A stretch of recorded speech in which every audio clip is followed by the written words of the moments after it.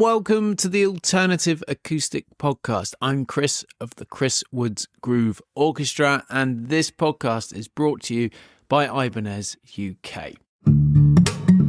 In this episode, I chat with guitarist Vincent Schmidt and pianist Natan Niddam. Now, Vincent is an incredible acoustic guitarist from Switzerland who I've known for a long time. As well as being an inspiring solo player, he has a duo with Natan Niddam. And an opportunity came up to record an episode with them in Switzerland, and I jumped at the opportunity because the music that they create together is otherworldly. Whatever you're into, you will love this. Our conversation is decorated with beautiful examples of them playing together as they explain how they write together. And Vincent talks about his guitar playing and approach. We talk a lot about thumb picks and percussion on acoustic guitar. You'll get to hear stuff like this.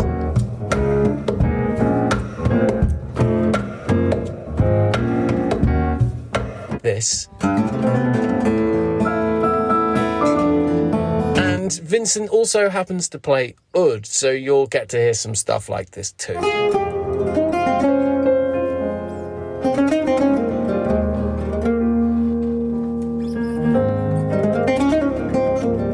It's a fantastic episode. I think the people will be interested in is how you write, how you compose, how you create. How do you do that? Do you just use ChatGPT or? Yeah, of course. Cool. On every track. All right. Yeah, perfect. Great episode. The end of the episode, yeah. No, the opposite of that actually. We go on his chalet. Yeah, my tiny chalet in Natan, where we went together. Oh wow! In the mountains. We go to the mountains. So we go there for a few days, and sometimes we have ideas and we just come with like a little piece of melody or harmony, and then we write, like we enrich it together. Otherwise, we just start putting our fingers on the instrument and starting from there and following a path. Like, oh yeah, and after that we could do that. Oh, and after that, oh. And I think for the first album, it was like I had some ideas before, like some riffs that I was going to say, like, oh, maybe that would be great with Natan. Yeah. And he had some ideas as well, and we like forced together some ideas. Yeah. But like for the second one, it was more like, okay, let's just play and let's see what happened. Can you show me? Can you show me?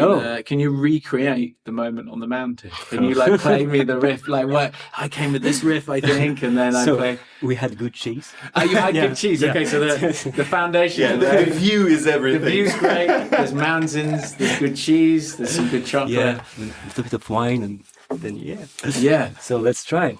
Yeah, let's try. I mean, what was the first riff? Go on, show me. Oh, I think the first one, this one.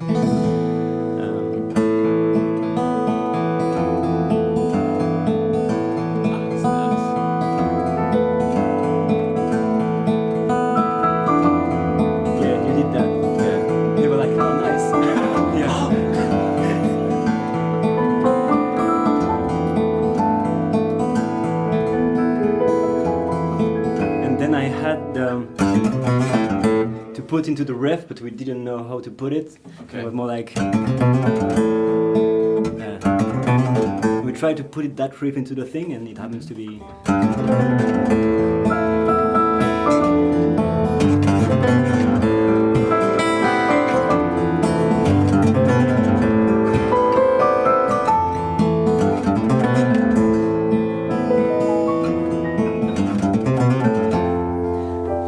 And so, and we were like, "What kind of timing is it?" And I still don't know.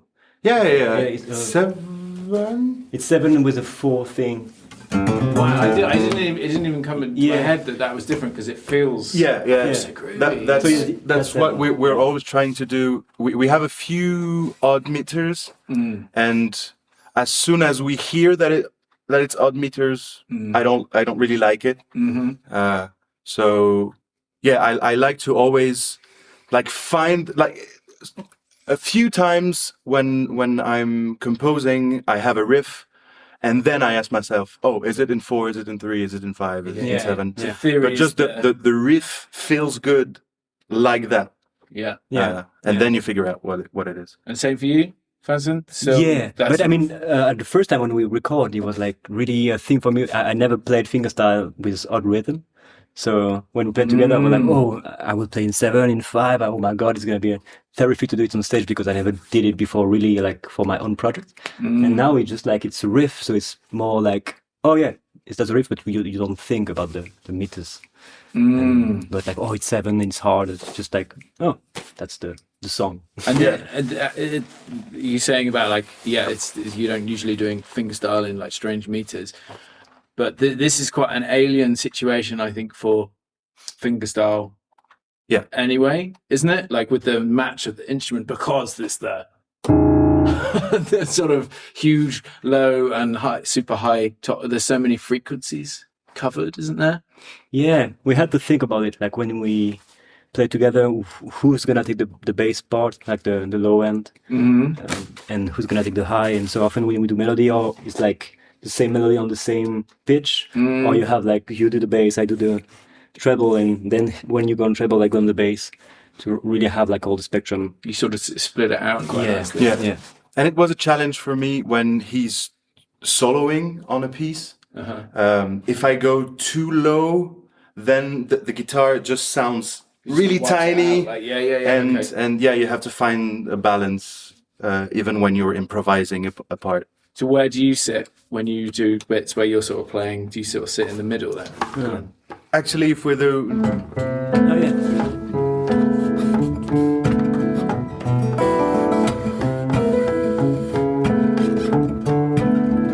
If you're soloing... Like, I guess here it is a good... Yeah. Okay. Yeah, it does, doesn't it?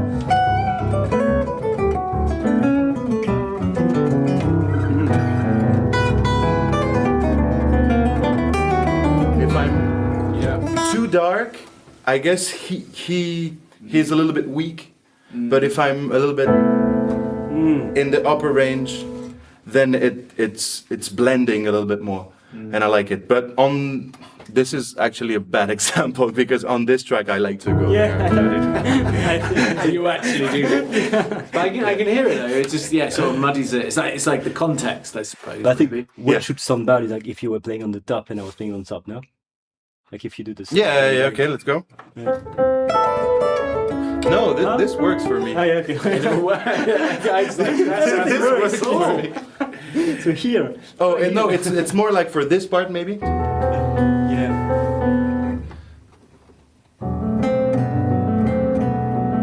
It's even too dark for the piano.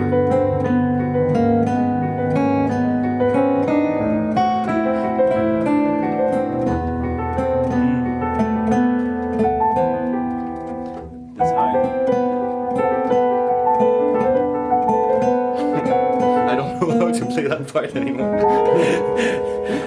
We don't play it tonight. It's beautiful. What, we don't play it tonight. Don't do that one. Just do the ones you know. That's good. Yeah. We're supposed to know this one, but what's that? That's kind of crazy, lovely, uncomfortable sound. What's that harmonically that you're doing there?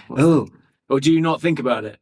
We did. Doing it? Yeah. We did a lot, and we got help from it sounds braggy, but we got help from Aaron Parks to write that melody because I had lesson with him in Basel, and we were in the middle of struggling for this part, and actually the harmony is always the same. So E minor, G major, A flat minor, A minor, and it's just the melody is.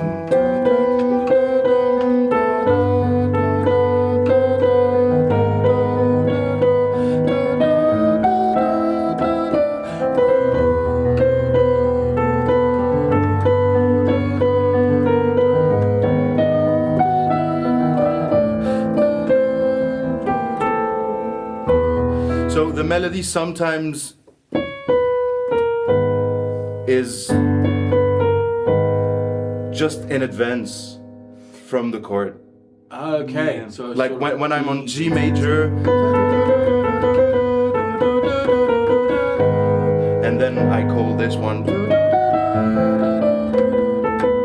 and on the left end there's the. That's the hard part for you. Yeah. Da-da-doom, doom, da-da-doom, doom, da-da, to keep the ostinato.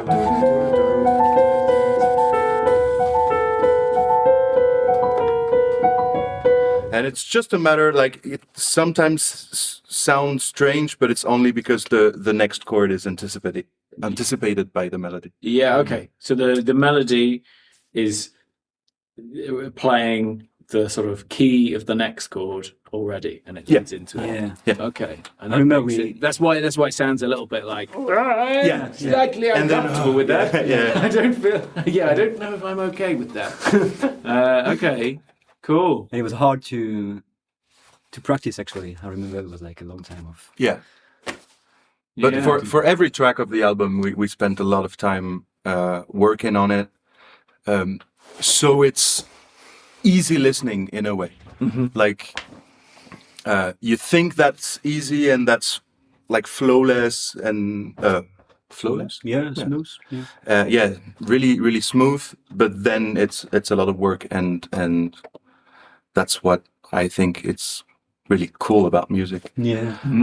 Like hearing something, saying, "Oh, I can play that," and then you try it, and you're like, "Oh, it's fucking hard." So yeah, I like this feeling. Yeah. And yeah, even like to try to put the piece together, it's like, because we had that groove before. That's the A part. And then we go do that. I mean, for me, it was like really cool to see like you can really put two different things into one song. You have two different ambience into one. Yeah, exactly. That sounds like somewhere else. a cheeky sort of. That's a pork happy beneath the moon. That's the name of the song. So it's a little pork beneath the moon. Right, okay. Nice. Yeah, but it's also like I don't really often play in small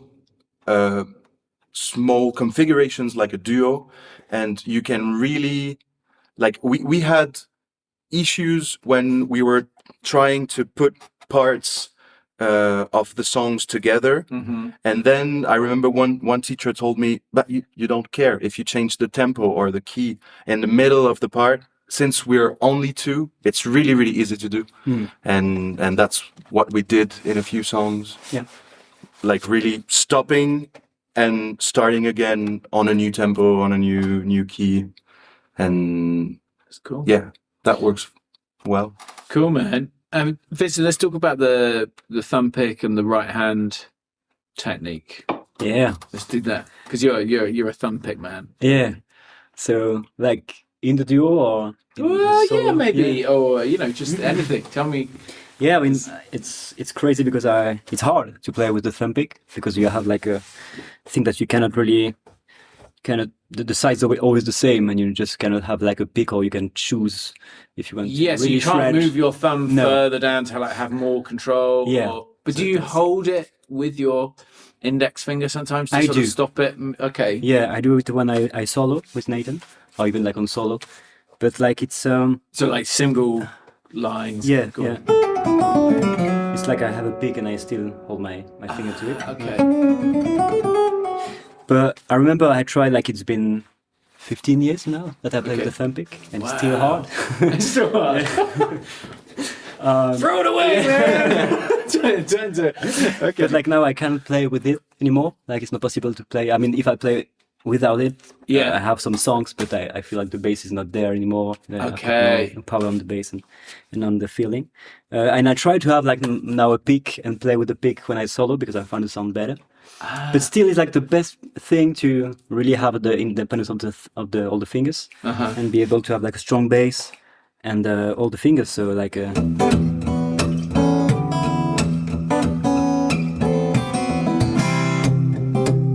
That bass, I like it. Yeah, for Really sure. Feel the. And when you do the strums, is that fingers or?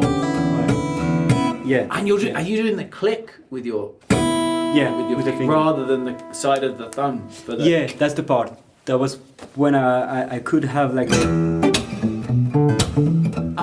Okay. The thumb doing the slap. So the thumb pick is hitting the lower string to make that sort of sound. If it's possible, but if it's not, it's the finger who's gonna do the slap.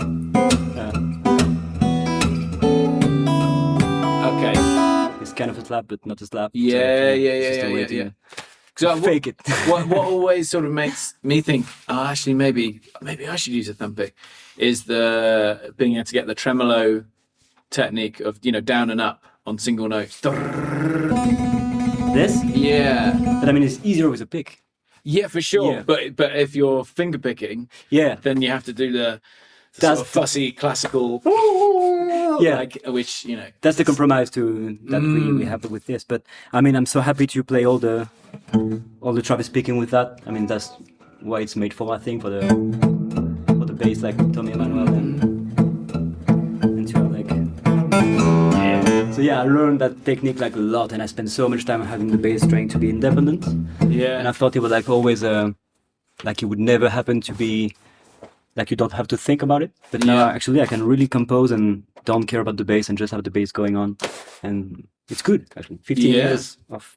Well, I think it actually is part of what makes you and unique as well, because I think essentially you guys are kind of jazz guys, right?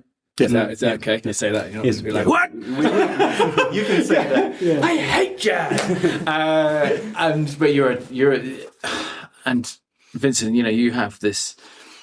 Yeah, even in your solo playing, there's this jazz flavor, but really a thumb pick is not like a jazz thing. So I think it's very original, but it works, doesn't it? Because it's so bass melody separated. I mean, the first album is like, I think it's without, or maybe it's with, but I remember playing your song, and with the thumb pick it's not possible because like, is it not? All the percussion sounds really shit. Okay.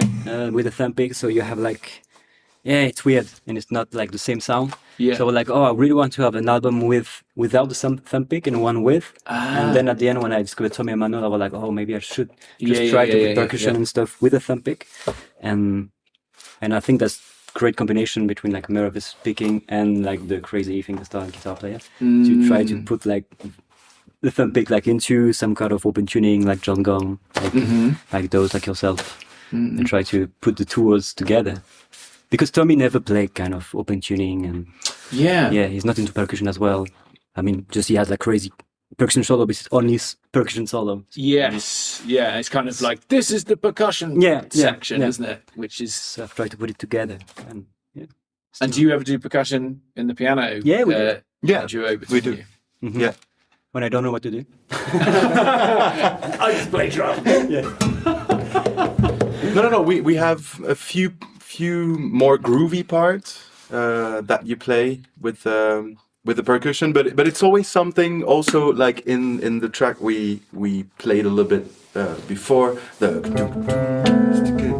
I always have like when he enters a percussion and I want it to sit, and as soon as he's taking the melody, the percussion is going out, so I'm missing something. Okay. So it's always a balance of almost like better not to put it there in the fact, because once it's there. Once it's there, okay. I don't want to lose it, and I try my best to do it at the same time. It's hard. It is. I don't blame you for that. Let me check the camera still. We'll leave this bit in as I wander over. Oh, fantastic! It's great. Cool. I'm still going there. Can you show us a percussion bit? Where you guys play together with a bit of percussion, and maybe tell us what you do, and maybe talk about how you play the percussion in there, and what's the most interesting part for that? There is a ending of the song. It's not. Is it good? Do a good bit. Oh, is it percussion?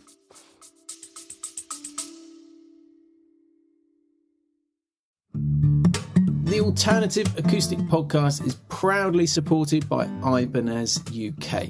Now, the Ibanez V Series has long stood for high quality at seriously affordable prices, available in all kinds of finishes, shapes and sizes. Now, I got to try all of them out recently, and a particular favourite of mine was the incredible Mini, which is the perfect travel size guitar. I mean, it sounds way bigger than it looks. The entire V series and all Ibanez guitars are available now at Gear for Music, so make sure you go and check them out.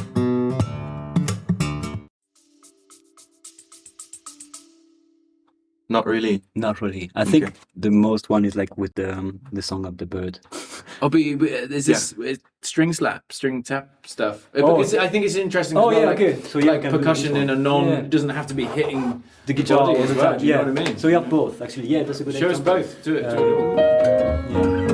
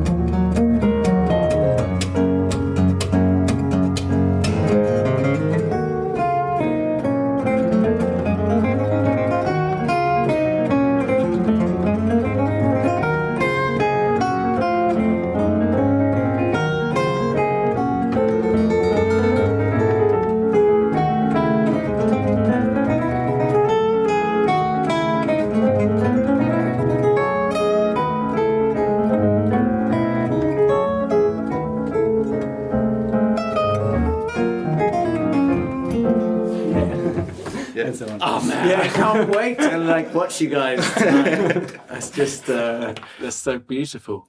No, it's actually in the same song that we have this. Oh yeah. At the end. Yeah. Is this the bit that I'm gonna rap? Yeah.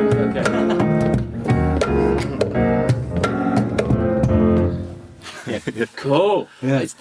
I mean, that sounds great as well. But I think that percussion at the beginning is so powerful, even though it's just string percussion, right? Yeah, it's just like a double bass, but you have.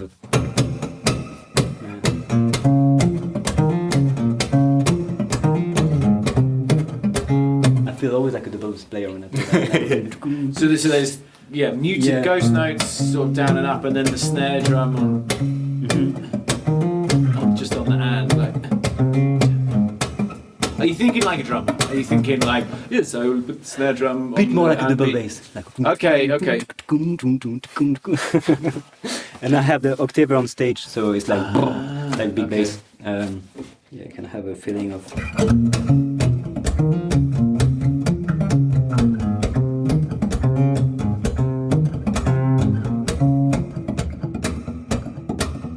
That's nice. Yeah, that's on the back. Just. It works really great. Yeah. And then the body percussion, the sort of what? Then it's more easy. He's doing the big part, but like 3, 4.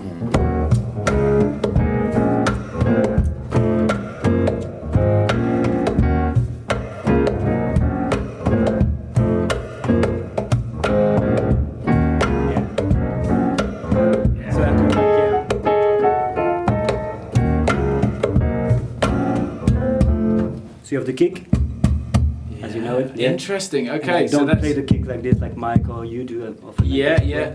So you're just that's just okay. Just it's on the mainly bridge, from the sound, but you're doing like a snare sound at the same time, so it's like the ultimate. Yeah. So hitting over the saddle with strings as well in the left hand. Yeah. Boom. Yeah. Because I'm trying to sort of describe it for the audio listeners. Yeah. So it would be kick and snare at the same time. Cool. A little bit of kick here. That's interesting. Yeah, just the heel of the hand on the body, and then that whole a rim shot. Snare, yeah.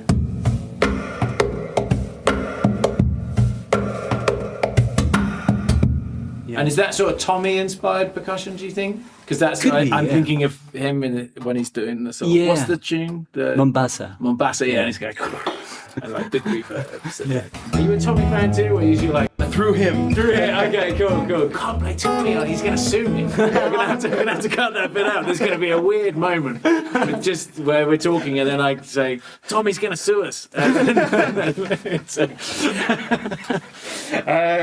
Cool. But yeah, it works great, man. And you can't do percussion on the bit. Well, you suppose you can, can't you? Actually, like not on this one, but I'm playing a lot in the strings. Oh, are you? I also have like.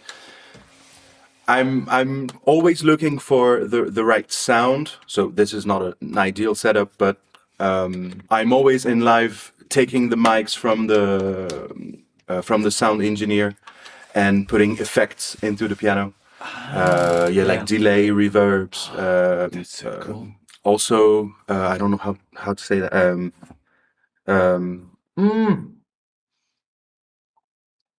Granular. Cool. Yeah, also granular effects and time. So you're playing with like Ableton and stuff, basically. I play with another DAW called Gig Performer, which is like kind of another version of Mainstage, but everything is modular and you can really, really do anything you want. And yeah, I really love. That's cool. Yeah, but I always have a computer on stage. I see. I'm using it as a pedal board. So it was like we wanted to have a duo to be simple, to just have a piano with one guitar. But then you have like a big pedal board thing with the computer. I've got my pedal board. It's not easy in the way. Yeah. Are you doing delays and stuff as well? I do. Yeah, more and more with the quad cortex. Of course. Right. No. Yeah. Oh, fantastic. But yeah, that's the guy for like the sound, the effect on piano. I mean, it's amazing. I think you saw it maybe from Bill Lawrence first, or? Oh, actually, I thought about Bill Lawrence when I was trying to make my setup because he's doing that. And with acoustic piano, it's always a matter of feedback and a bit of a nightmare for the two of you as well, because you've got this huge low end sound going into his mic as well, right? Actually, it's more of the opposite. Oh yeah. Like I have like if I put a really strong delay, I can hear the guitar in the microphone. I see. Yeah. Oh, that's so cool. So I really like Esbon Svensson Trio. Yeah, these guys love it sometimes. Yeah, that's the first time. And also the new version, like Rimden, they did without Esbon Svensson. Right? Okay. And it's great. Like also the drummer has a mic and a percussion table, and he's putting effects with the mic. That's crazy. And what are they called? Rimden. RYMDIN. Okay. EN. Yeah, Rimden. Sweet. Cool. I check that out. Amazing. All right. Let's do another little cheeky check. I think sounds great, guys. It looks good. Can you move? Yeah, cool. Just a screenshot. It's like, cool. Well, it sounds lovely. What about the because the fingerstyle element of maybe having bass and chords and melody? Are you doing the same kind of thinking from solo to here, or do you sometimes then strip it back? Because that first track you showed, it was like, an A thing with a bass and a melody. I think I've learned a lot with Natan because he's the guy with the harmony, with the thinking like the chords. I mean, from my side of view, maybe from my point of view, fingerstyle for me was more like you have an idea, you really maybe like change it a bit. If you are good, you change maybe the key once, but that's enough. Okay. You have like, and it was more about techniques and how to put the bass, the melody, the percussion. But a bit less about like what's gonna be the actual harmony of the song. Yeah. And with Natan, it's more like, so I've got an idea, but then we need to like extract it and really move it to like, change it to different keys and maybe rhythm and maybe methods or stuff. So I mean, for now, it's changing my way of playing fingerstyle because I'm like, now I can really play a song on my new songs to try when I play solo to have more awareness of like, maybe I will change the groove here and change the tempo or the key or stuff. But it was really with Natan that I think it moves my playing nowadays for the fingerstyle. My composition are getting more complex in a way. Yeah. And what about the jazz school thing as well? oh, it helps a lot. Yeah, a lot. But as well on the composition side, like on the harmony side. But like it's hard to do a fingerstyle song and just play the fingerstyle song and he played on the top. I think we never did that before. Maybe one song for the new album gonna be a bit like this. Yeah. It's more like a that gad song, playing that gad, and it's with tapping and harmonics, and we try to have Natan on the top. But often it's more, let's compose a duo with piano and guitar, and let's forget a bit about the fingerstyle. But like when I need a technique, I just use it because I got like habits to do it. okay. But yeah, I think it's not like fingerstyle and piano. It's more like my technical skills made us like a cool duo with like different sound. But I wouldn't play. Because You can maybe do that in a restaurant. you know, solo it's cool because of like, Yeah. but like as a duo, it's not that cool. I don't know why. But Yeah, I know what you mean. You got to do something a bit. Is that where the oud comes in as well? Let's talk. Yeah. we could talk. Let's talk oud. I mean, as I told you before, his grandpa yeah. was the oudist of the king. Yep. He played in the orchestra of the Moroccan king. Right. Yeah. I played oud for. He plays oud. He was the. Yeah. Right. Is he still around today? No. Okay. He died ages ago. Okay. Right. Wow. But so yeah, I've discovered the oud with Michael Leake, the bass player from Snaky Puppy. Okay. And he was playing the oud with Bill Lawrence on one record. And I was like, oh, that's lovely. No, that was for the oud, not for the duo inspiration. That's another story for why we play together. Okay. I was at the show of Tommy Emmanuel, the parenthesis. Okay. And in Canada, and I saw like a duo opening for Tommy. And it was like two Canadian, one piano player and one guitar, like fingerstyle, with a thumb pick, I think. And I was like, oh my God, I should. Thumb pick as well. Yeah, I think he's got a thumb pick. Maybe, I'm not sure, but he was like fingerstyle-ish. And after the show, I called me and I was like, man, we should do a duo. Okay, cool. Really? Wow. Yeah. That's lovely. Jérôme Beaulieu and François Jeannot. François Jeannot. Ouais, Jeannot, je crois. Ah, peut-être, yeah. Jérôme Beaulieu. François Jalbert. Jalbert. Yeah, that's the name of the duo. Okay. And then I discovered like Bill Lawrence and Michael Leake, and he was playing the oud, and I was like, oh, that's so lovely. Like oud and piano works so perfect together. Yeah. And you had some stories with the oud, like an inspiration was. Yeah, like there's always been a oud in my grandpa's office at his home, and I don't have the right to touch it yet. Okay. But one day, I hope I'm gonna take it back. And yeah, I've always loved this instrument. I've discovered it, I guess, with Dafa Youssef, she's a singer and oudist. Yeah. And it's, really beautiful. I guess it's the first show that I've cried. Yeah. Is he the guy who does like amazing? Sometimes does overtone stuff as well. And his exactly. Voice? Yeah. I've seen videos. Really. Cool. And also Anouar Brahim, also oud player. Yeah. Tunisian. And yeah, I've always been in love with this instrument. And when Vincent like talked to me about it, I was like, buy one, and it's gonna be on the record. Play some show because also like.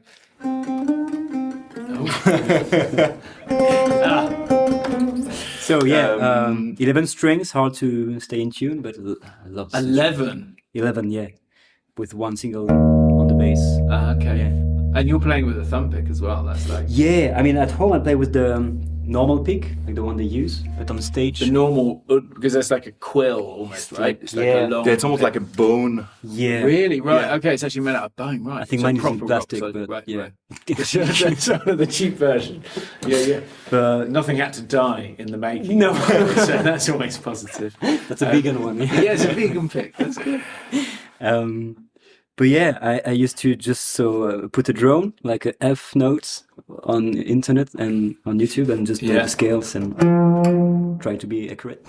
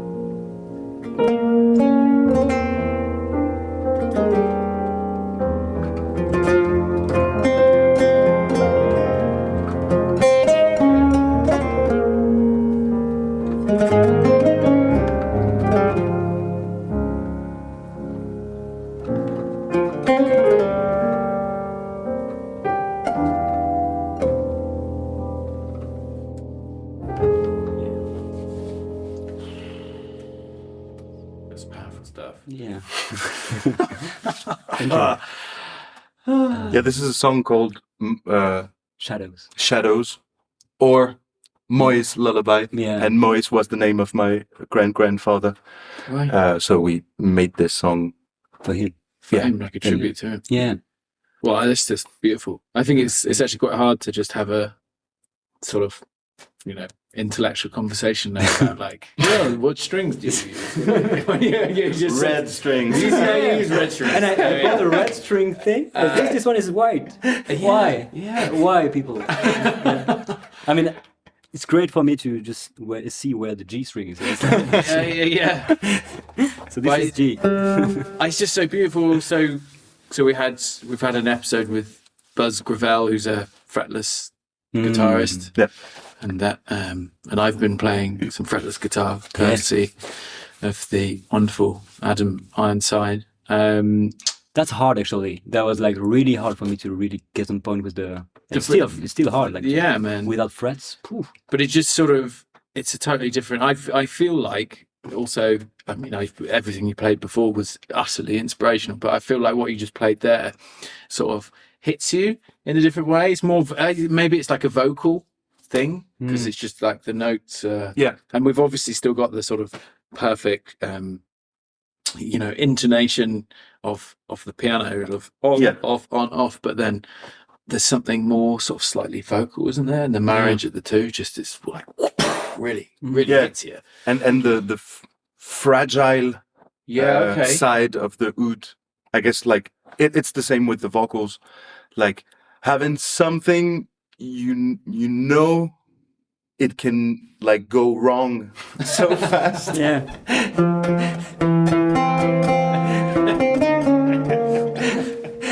Still sounds kind of cool. And I guess that's the beauty of it. Also, like the fragileness of the instrument. Music, yeah. Right. Amen. All right, gentlemen. I think that's beautiful. You've got to go do a show, and I don't feel like I can really talk that much more after that. Anyway, 'cause it was just so beautiful. It's been a pleasure. Yeah, Thank me you. too. Us too. Yeah. Yeah. Thank you for the great hosting. Oh, Yeah. A huge thank you to Ibanez UK for making this conversation possible.